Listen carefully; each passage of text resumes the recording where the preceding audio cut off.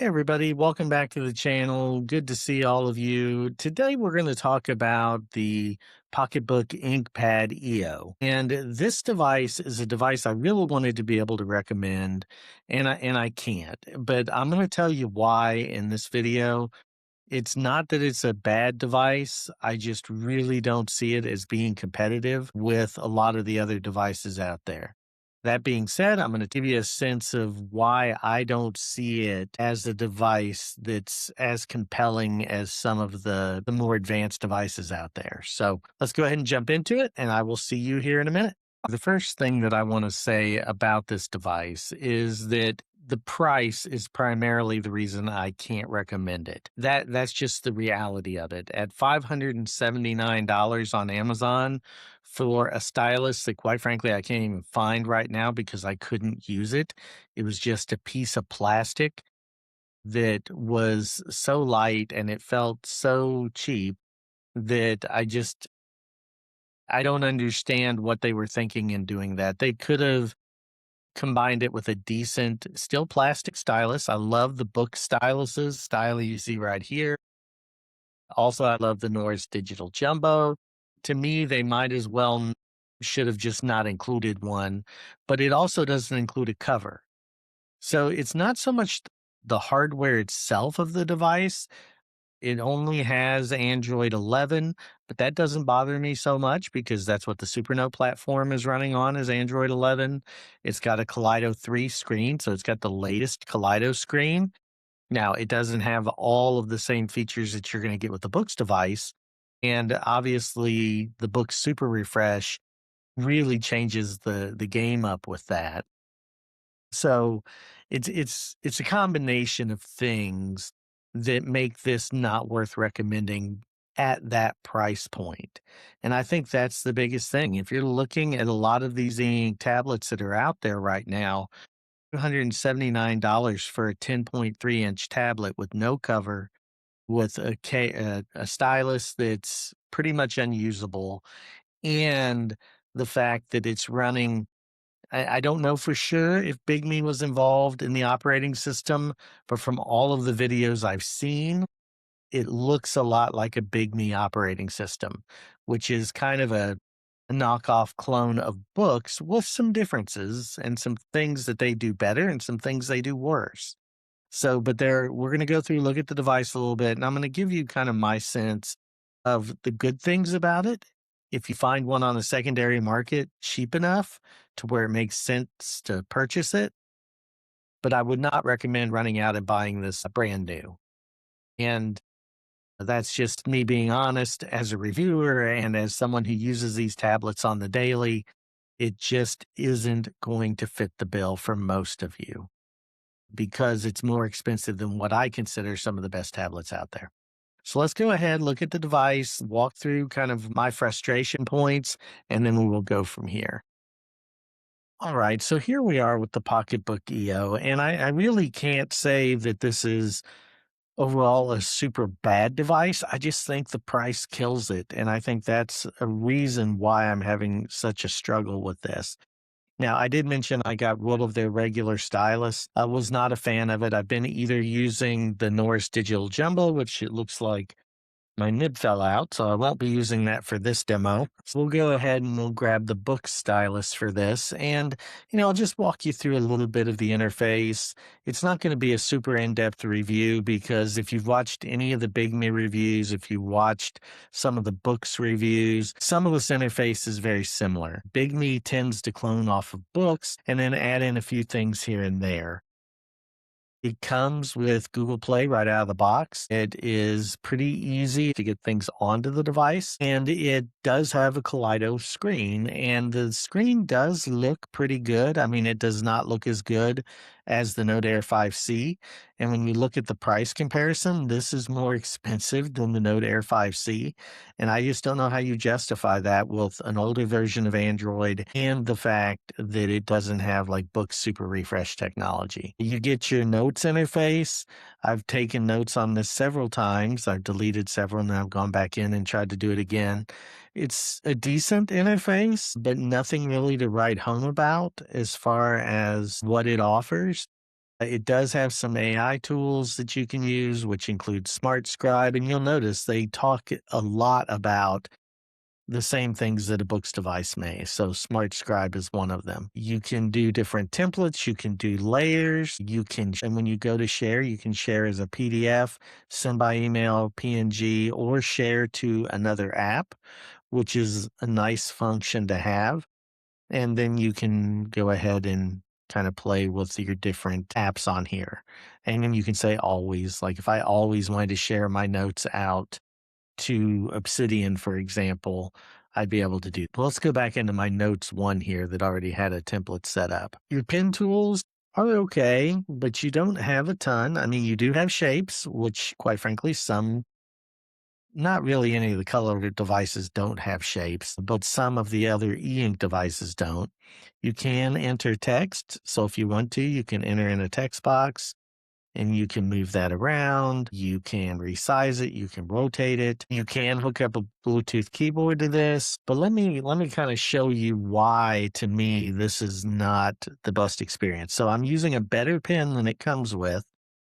And when I go to write, you can kind of see there's no writing film on this, and you'll see it smart scribed me there. So, and it flashes quite a bit, but there's no real tactile feel. This is one of the nicer nibs on a Books pen, and it still gives me no real scratchiness. It's very much like writing on an iPad or something like that. It doesn't give you any tactile feedback whatsoever. It's very much a glass screen. So that's one component. You do get the colors, which are nice. So you can go in here and you can say, I want to have some different colors, and you can put those colors right on here.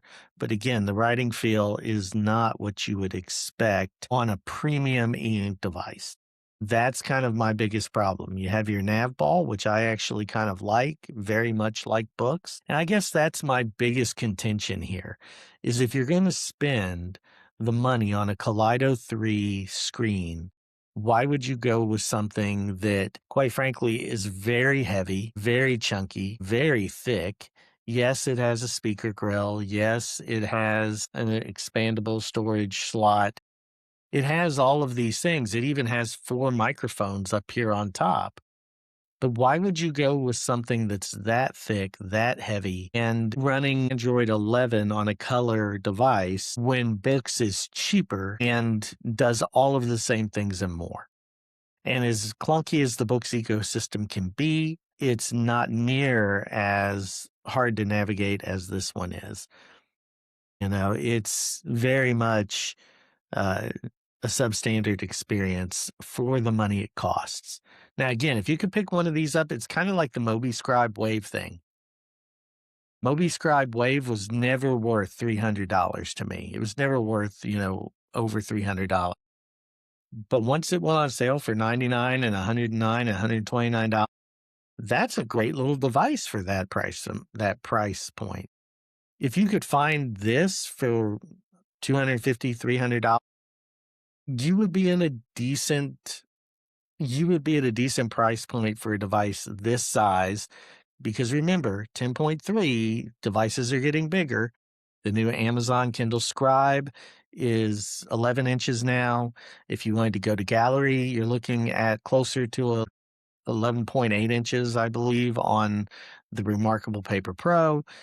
Even with the Supernote Manta and the WeWoods AI paper, those are 10.65, and the new iFly Tech is 10.65 inches, and it's Carta 1300.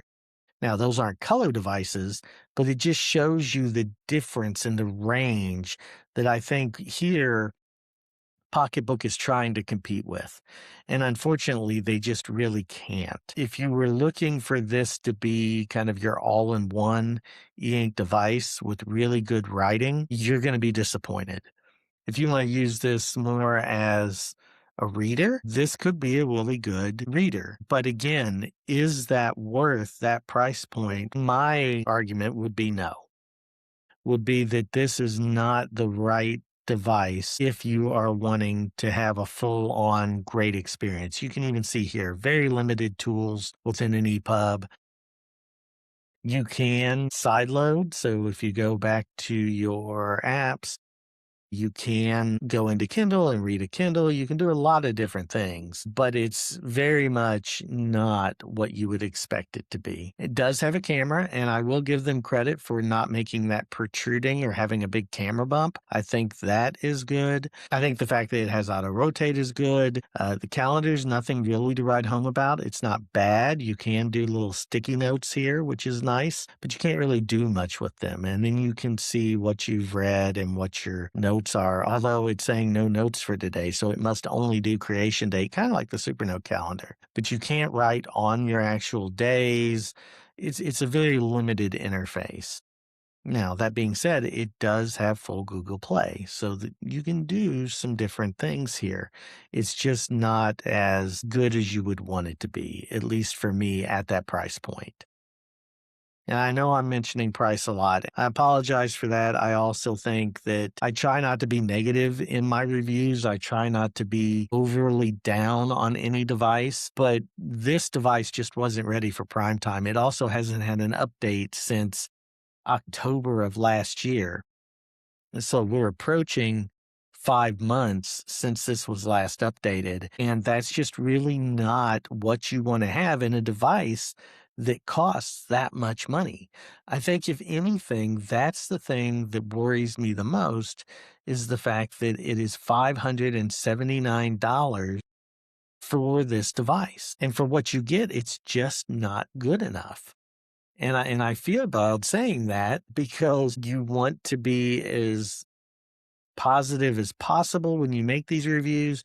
You want to give people the best case and when you think this could be the most value for them. And I just don't see it. Now, maybe if you're a Pocketbook fan, this could be a good device to you. But remember, this doesn't run on Linux. So this isn't your normal Pocketbook experience either. If you're used to Pocketbook as a reader, you're not going to quite get that same experience here. And when you take into account the fact that it doesn't have some of the same functions that you would want to have on a Supernote device or a Books device, you can move it, but there's nothing really else you can do with the lasso features or add tags or add any kind of heading or outline. Yes, you can add in images if you have images, which, again, that's kind of a cool thing. I can go ahead and press this image, and now I have an image that I can put in here. But again, I'm lacking basic organizational tools. This is miles ahead of something like Supernote, where you can not put in any real images and even remarkable. Yes, you can put them in as templates. Yes, you can do different things, but it lacks the basics. And I think that's where I struggle the most when you're talking about something at this price point. I want something that is competent on every level and then excels in some. If you're going to tell me that this is worth more than a Books device or worth more than a Supernote or a remarkable device, it better hit everything those devices hit and then have something different. Now, that doesn't mean it has to be pound for pound per feature, but the UI needs to be good. Ease of navigation needs to be good. The operating system has to either be bespoke, like something like Remarkable or Supernote, or very much full leaning into Android like Books.